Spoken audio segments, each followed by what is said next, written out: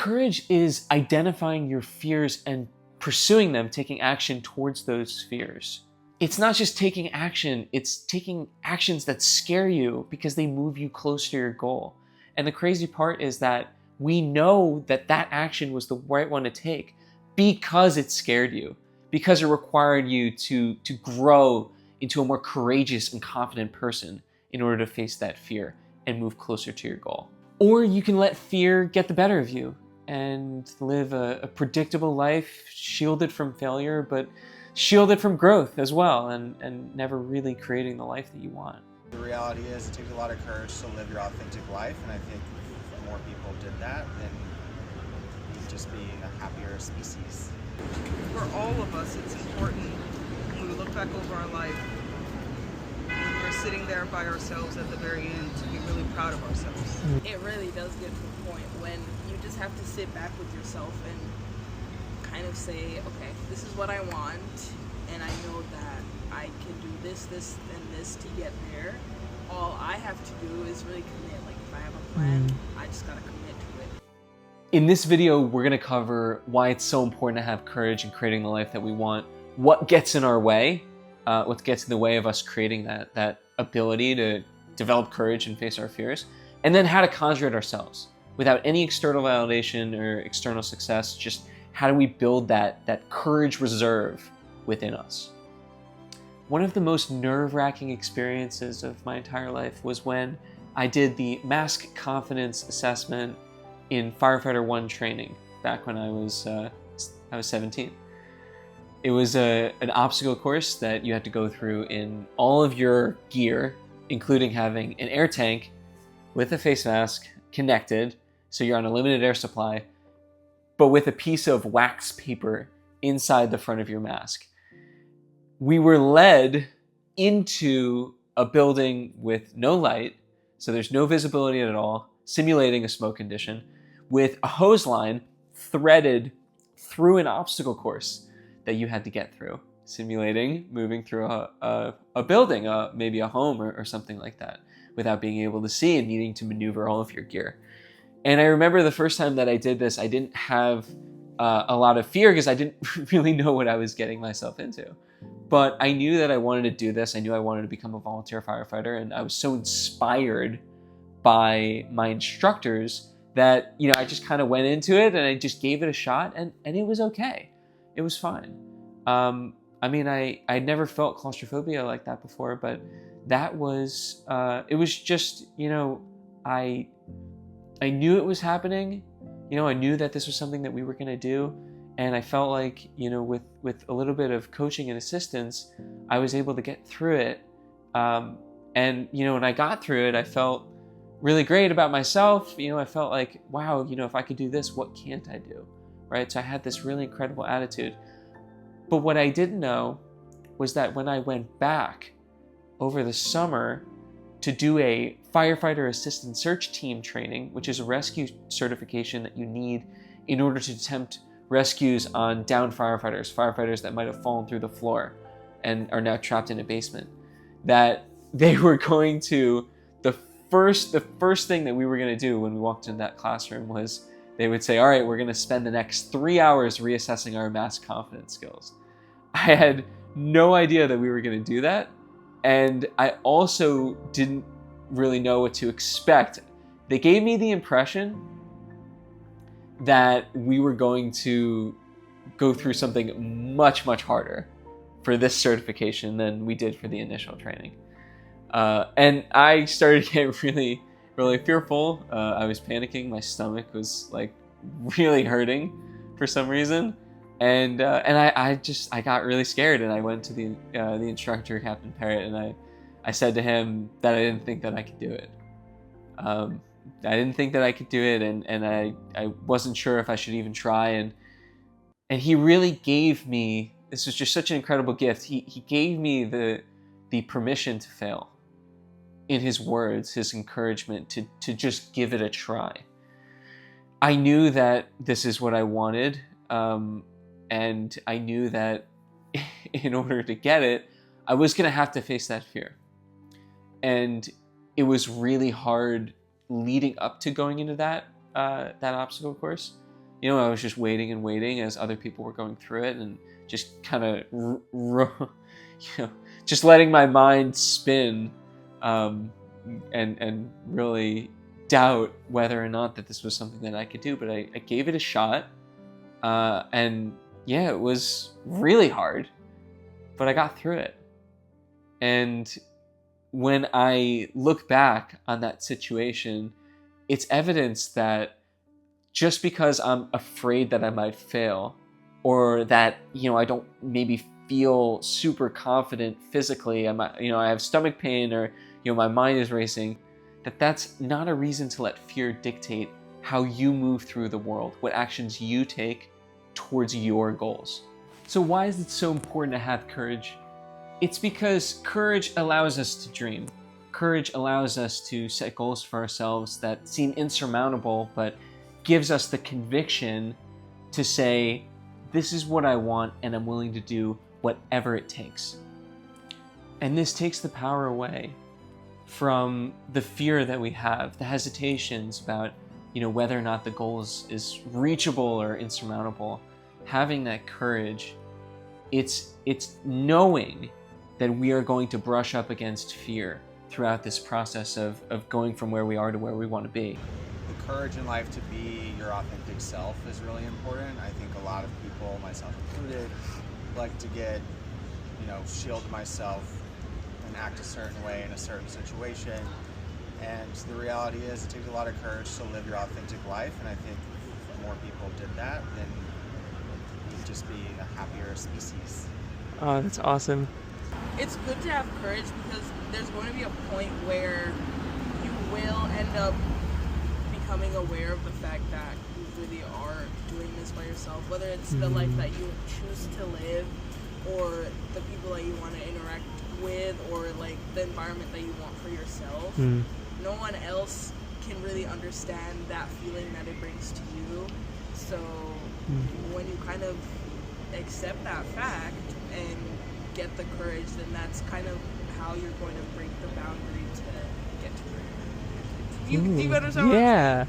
Yeah. Me being gay, I don't know how it's tying in, but it kind of does. But like, I was like, definitely. I would be 100%. like to take courage to be who, to dress how I want, to Yeah. be who I am. It took me years. I was always back in aesthetics and stuff like that.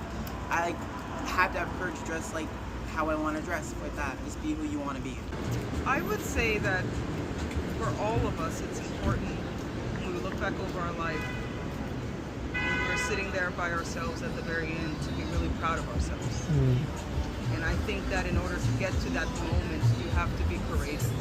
Whether it's in school, whether it's finding the love of your life, whether it's going after that dream, whether it's being patient, right? Sometimes courage isn't patience. And keep in mind that no one is going to do this for us. No one is going to set goals for us and give us the courage that we need to pursue those goals. So we have to find within ourselves the drive, the determination, and also the authenticity, right? Because oftentimes we're setting goals that are really only in place to please others. That is approval seeking. So if we're doing things because we want to please others, then really what we're doing is what's motivating us, what drives us and gives us the fuel to go after or to pursue, whatever it is we're pursuing, is done from a different kind of reserve. It's done from a place of, wanting to be accepted or fit in or please others. Courage is about the willingness to dream for yourself and to go after what you want, not what other people want for you. What gets in the way of developing courage and really giving ourselves the permission to go after and pursue the life that we want can really be broken down into two categories: our minds and expectations from other people. When we're talking about the mind, what we're really referring to is fear and hesitation, right? Kind of coming up as we are approaching whatever that task is. That's the first step or the next step along our path to pursuing our goal. The mind, the nature of mind is to think, right? And if there's even the slightest chance that we might fail, the mind is going to remind us that that is a possibility. And this is a good thing. Like this is a good, useful mechanism that we apply constantly throughout our lives. But when we're deciding to do something that we're afraid of, we have to anticipate that the mind is going to try to step in and not discourage us, but just remind us that, we could fail doing what we're doing. And, we don't have to get frustrated with the mind for doing its job, but we have to know when it's appropriate to listen to the mind and when it's appropriate to set it aside, right? The mind is a tool for us to use at our own disposal. We choose when to use it and listen to it and when to just ignore all of this chatter, these getting lost in these, insignificant thought tangents that aren't actually doing anything to benefit us. The other aspect of this is the people around us and the things that they say, the advice that they give. And what we need to recognize first is identify the source, right? So is that person that's giving us that feedback someone who's really living their authentic truth, right? Or is that someone who has made decisions guided more by the fear and hesitation that the mind can bring when we're dealing with some level of uncertainty? Now, I wouldn't say that this is necessarily anyone's fault. Misery loves company, though, and the mind loves confirmation from others when it comes to validating the fear that it brings up in us. So when we're interacting with other people, we have to recognize that a lot of people are living trapped in this cage, right? Where there aren't any possibilities, where there aren't any dreams or aspirations or real passions that they're pursuing. And we can't let that discourage us from pursuing our own paths. So the way that we manage that is actually very similar to the way that we manage the contents of our mind. So if I'm listening to someone and they go out of their way to tell me, oh, I'm not sure that's really a good idea or a good path for you to go on because, not a lot of people are successful doing what you're doing. Well, I have to know that is just like the chatter of the mind. It's just something that, I can listen to. I can utilize, getting advice, practical advice from people in my life. But if they go out of their way to, just give it to me out of the blue, I feel like, I have a right to just let that be kind of background noise while I stay locked in on what it is that I am trying to pursue, what I'm creating in my own life. What do you think gets in our way of conjuring up that courage? Societal norms. Okay, yeah. So it's like society doesn't want us to be courageous. Right. Mm. Wants us to act a certain way, do a certain thing. Interesting. Achieve this, Yeah. don't do that. Value this over... Right. Yeah.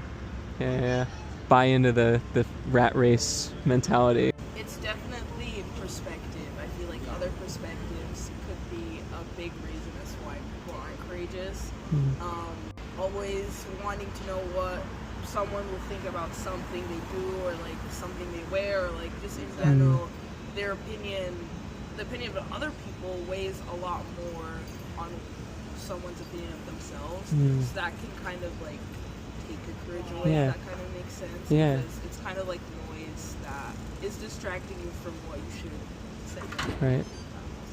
It's kind of heartbreaking that that it is that way, but I feel like we can all relate, worrying about other people and it's tying back to what you were just saying. What I was gonna say is it's like chime back to that. Is like trying to fit in, just like follow trends, but that you want to be your own person. You don't want to be put into a box. Just because you're too afraid to, have courage. So. Sweet. We each have our own demons. Okay. Right? I think for some people it's patience, right? They want it so bad they're not willing to wait for it. For other people, it's they want to be accepted, so they really care what other people think. And they never felt that. They never had that person see them. I think so many of us walk through this life unseen or unheard. I think so many terrible things have happened to us and we don't have anybody to share it with. And, you know, happy people spread joy. Right. Joyful people spread love. And Right. hurt people spread pain. Mm. So, It's a courage to face our pain. it's a courage to face our pain. It's a courage to face our challenges. And to step outside of that box that we trap our own selves in. This is rules that we place on ourselves, right? Like, there's nobody else making these rules up but you. Whether it's guys who put too many rules on what it means to be a man, whether it's women who put too much pressure on what it means to be feminine or to be married, or what it means to be accepted in your community. Find a new community if there people don't like you. We're not always meant to be where we are starting. Sometimes our finish line is halfway around the world, but you got to be courageous to go out there and find it, to say this isn't working for me, let me find something that is.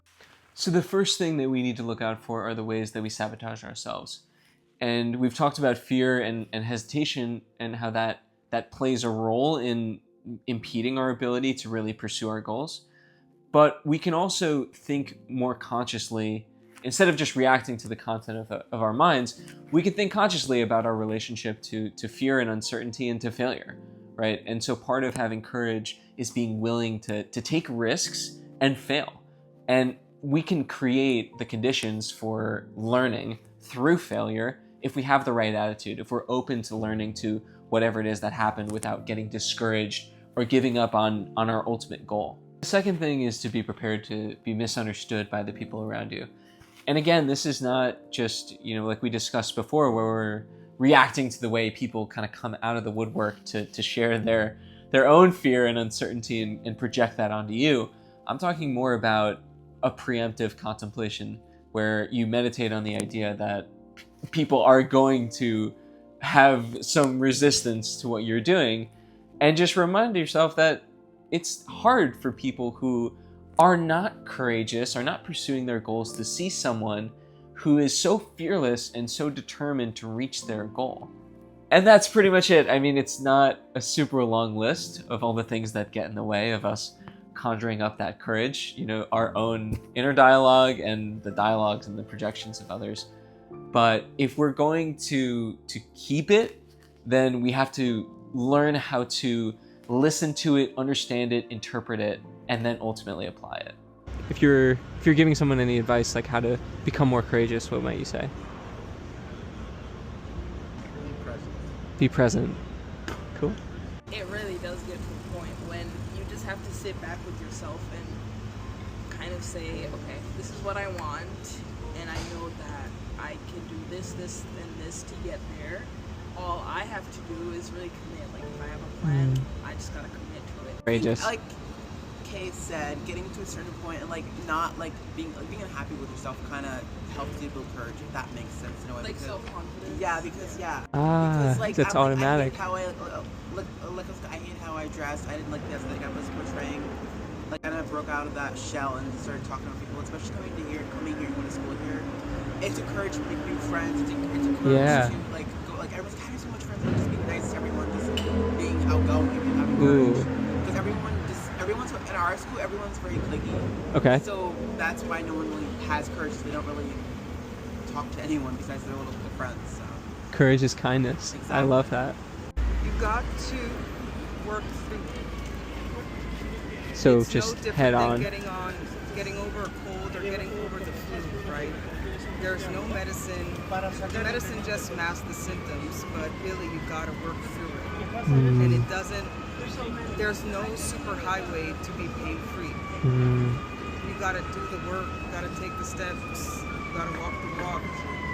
And in that journey is the freedom, is the joy, is the peace that you're searching for. Right? Like, so many people are afraid to walk, but it's in the walk where you find what you're looking for. And so it's like, just take that first step and then take the next one, because you'll realize that journey is starting to feel good. And there's razor blades all along the way. Right. Nobody skips razor blades. Wow. But once you get to a certain place, everything begins to heal. And then you can spread the joy, the love, everything that you've been searching for, you can give to other people. Oh. Wow. Thank you so much for watching. If you enjoyed, hit like, smash that subscribe button, and leave a comment if you have other ideas for how to develop courage and just go after the life that you truly want. I'll see you in the next one. Peace out. Yeah. Without courage, you're nothing. Mm. Without courage, it's a possibility people can walk over you. You know what I'm saying? Yeah. That's what dominates tyrants. Gotcha. Courage. Okay. So are they the ones that get in our way of building courage? Is that really what, or are there other things that get in the way of our courage? Necessarily. You know, how can I put this? Yeah, take your time, man. Tyrants is created. Okay. You know what I'm saying? Yeah. By ego. Okay. You understand where I'm coming from? But courage, it's in you. It's born in you. It's an automatic. That's an automatic thing. You know what I'm saying? Okay. So we get in our own way. Right. If your word is true, that's where your courage comes from. Yo. You know what I'm saying? That's so sick. I love that. Yo, thank you so much, man. I really appreciate it. No problem. Take care.